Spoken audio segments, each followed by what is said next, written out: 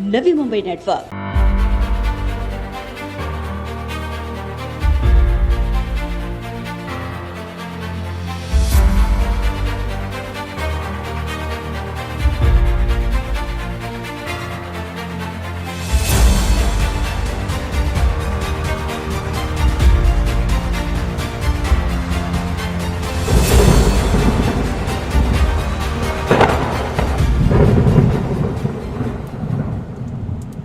In दिनों नवी मुंबई का सबसे गर्मागर्म मुद्दा है रीडेवलपमेंट का।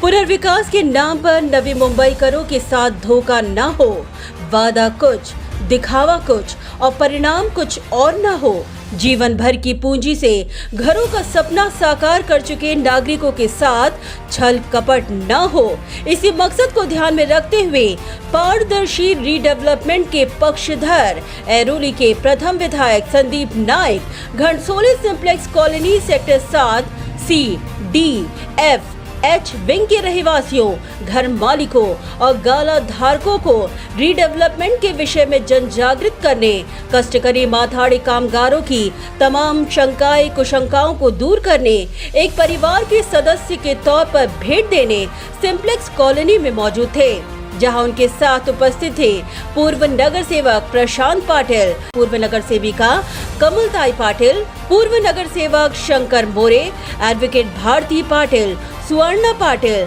समाज सेविका निर्मला प्रमोद पाटिल एवं अन्य पदाधिकारी। इस दौरान 3790 घरों के विशाल सिंप्लेक्स कॉम्प्लेक्स में गुजरते समय बढ़ती जरूरतों के चलते रीडेवलपमेंट समय की जरूरत बन गई है और यही कारण है कि इस दिशा में फोकस करते हुए सभी मान्यवरों ने माथाड़ी कामगारों के मन के अंदर चल रहे प्रश्नों को दूर करने की कोशिश की। हालांकि जब ऐरोली के प्रथम विधायक संदीप नाइक ने मंच की कमान संभाल पारदर्शी रीडेवलपमेंट को लेकर सभी का मार्गदर्शन किया, संदीप नाइक ने रीडेवलपमेंट के नाम पर मुनाफाखोरी कमाने के चक्कर में माथाड़ी कामगारों को गुमराह करने वालों को इशारा देते हुए कहा कि नाइक परिवार इन कामगारों के न्याय हक के लिए अंतिम सांस तक उनके साथ खड़ा होगा।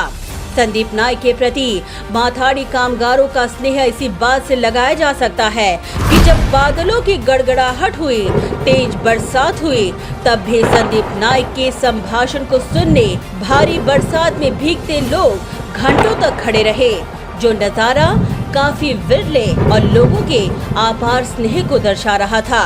संदीप नाइक ने कहा कि बदलते समय के साथ आज माथाड़ी कामगारों के इस सबसे बड़े कॉम्प्लेक्स में रीडेवलपमेंट की जरूरत है और पूर्व मुख्यमंत्री देवेंद्र फडणवीस और माथाड़ी कामगार नेता नरेंद्र पाटिल ने यहां पर पुनर्विकास को गति देना सुनिश्चित किया था।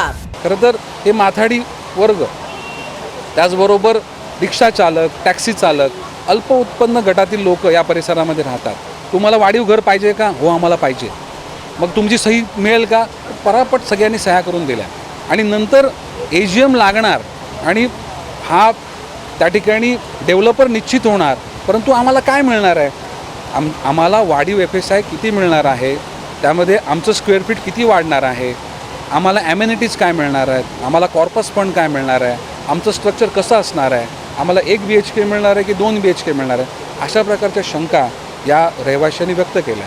खरं तर मी भरत नकातेंचा यशस्वीरित्या लोकार्पण झाल्यानंतर रीडेव्हलपमेंट मी कधीच गेलो नाही।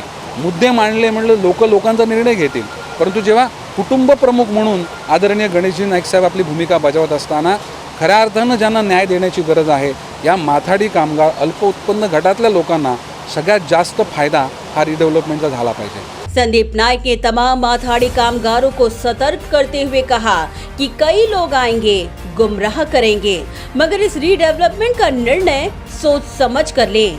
अगर कोई किसी को धमकी देगा, झूठे केस दाखिल करने की कोशिश करेगा, उसके खिलाफ नाइक परिवार खड़ा मिलेगा। आपण एखादा निर्णय घेतो आणि नंतर मग आपण बोलतो की अरे मी कागदावर सही केली, मी बघितलंच नाही, मी वाचलंच नाही। त्यामुळे अनेक लोकांनी मला प्रश्न विचारला की साहेब रीडेव्हलपमेंट होणार आहे का? काही जण सांगतात की आम्हाला परमिशन मिळाले, काही जण सांगतात की आमचा धोकादायक आहे, काही जण सांगतात धोकादायक नाही आहे। तर मी म्हटलं अरे हे प्रश्न तुमचे आहेत, ह्या प्रश्नांची विचारपूस तुम्ही केली पाहिजे। तुम्ही कष्ट केले, परंतु तुमचं भवितव्य आहे, तुमचं भविष्य आहे, तुमची मुलं आहेत, त्यांच्याकरता जर छोट्या छोट्या गोष्टी जर आपण बारकाईनं बघितल्या तर त्यांचा फायदा तुमच्या मुलांना होईल. एखादं छोटं म्हणजे 100 रहिवाशी असलेलं जरी सोसायटी असेल तरी ते 100 प्रश्न विचारतात, आवश्यक नसलेले प्रश्न पण विचारतात. तर इकडे आमच्याकडे किती रहिवाशी आहेत? 3790. एवढे रहिवाशी असताना त्यांना छोट्या छोट्या गोष्टींची माहितीही मिळणं गरजेचं आहे. तर काही जण म्हणाले की आम्ही माहिती विचारायला गेलो की आम्हाला दम दिला जातो की नाही तुम्ही काय विचारताय, तुम्हाला पुनर्विकास होणार आहे ना तेवढंच तुम्ही विचारायचं. पण ही लोकशाहीची प्रक्रिया नाही. हे रिडेव्हलपमेंट करत असताना प्रत्येकाला विश्वासात घेतलं पाहिजे. ज्या काही शंका असतील त्या शंकेचं निरसन केलं पाहिजे. आणि प्रामुख्यानं माथाडी कामगारांच्या वसाहतीचं जर पुनर्विकास होत असेल तर नफेखोरी त्यामध्ये विचारच केला नाही पाहिजे. तुम्ही इतर प्रकल्प करा ना, त्या प्रकल्पामध्ये प्रायव्हेट प्रकल्पामध्ये तुम्ही विचार करा, परंतु जो घटक तुम्हाला विचारतच नाही, पूर्णपणे तुमच्यावर विश्वास दाखवतो आहे, त्याचं हित जोपासणं हे त्या ठिकाणी गरजेचं आहे. आणि त्याकरता जर कोणी कोणाला दम देत असेल आणि कोणावर दबाव टाकत असेल तर संपूर्ण आज उपस्थित असलेले सर्व मान्यवर, मी नरेंद्र पाटील साहेबांना देखील विनंती केली आहे, भारतीताईने तर जाहीरच केलं की संपूर्ण युनियन या पुनर्विकासाकरता जास्तीत जास्त फायदा या माथाडी कामगारांना, रहिवाशांना व्हावा याकरता आम्ही तुमच्यासोबत राहू. कोणी कोणाला जर उगाच दाबेल आणि कोणावर जर त्या ठिकाणी चुकीच्या केसी टाकणं, त्यांना दबाव करणं असं जर केलं तर नाईक परिवार आम्हाला तुम्ही कधीही फोन करा, आम्ही आपल्यासाठी या ठिकाणी हजर राहू. संदीप नाइक ने कहा कि हम रीडेवलपमेंट के पक्षधर हैं और हमेशा रहेंगे, मगर रीडेवलपमेंट उत्कृष्ट दर्जे का और पारदर्शी हो.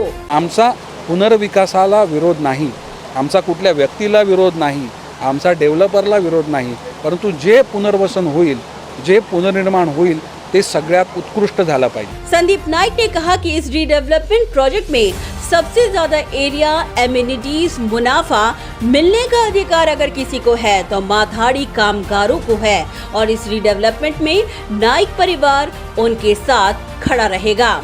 सगळ्यात जास्त एरिया कोणाला मिळाला, सगळ्यात जास्त ॲम्युनिटीज कोणाला मिळाल्या, सगळ्यात जास्त कॉर्पस पण कुठे मिळाला, कुठला प्रकल्प सगळ्यात जास्त सुरक्षित आहे, त्याच्यामध्ये थोडासा फार मोबदला हा रहिवाशांना सगळ्यात जास्त कुठे मिळाला, अशा सगळ्या 100 जर हेड्स काढले आणि प्रत्येक विषयामध्ये जर सगळ्यात अधिक कोणाला मिळाला तर मला वाटतं त्याचा सगळ्यात जास्त अधिक मिळण्याचा अधिकार हा माथाडी कामगाराचा आहे, हा सिम्प्लेक्सचा आहे.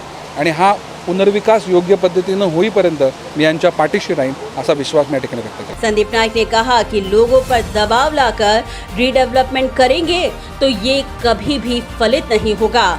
अगर पारदर्शी तरीके से प्रक्रिया हुई तो न तांत्रिक अड़चन आएगी बल्कि लोगों का आशीर्वाद मिलेगा.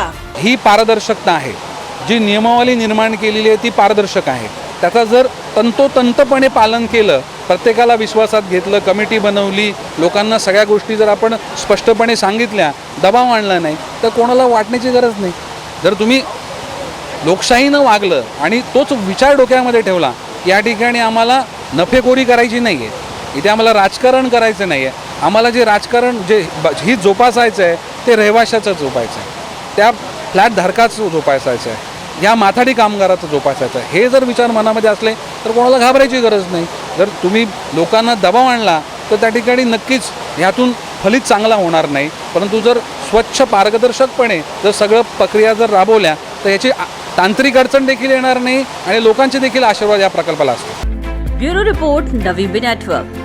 Do you aspire to upgrade your living? With Arihant Advika, Sector 9, Vashi. Upgrade to iconic residential tower